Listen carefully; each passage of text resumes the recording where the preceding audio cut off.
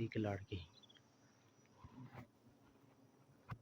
ਇਹ ਕਿਸੇ ਦੇ ਦੱਸਾਂ ਦੇ ਤੂੰ ਬਾਦ ਰੱਖ ਕਿਉਂ? ਐ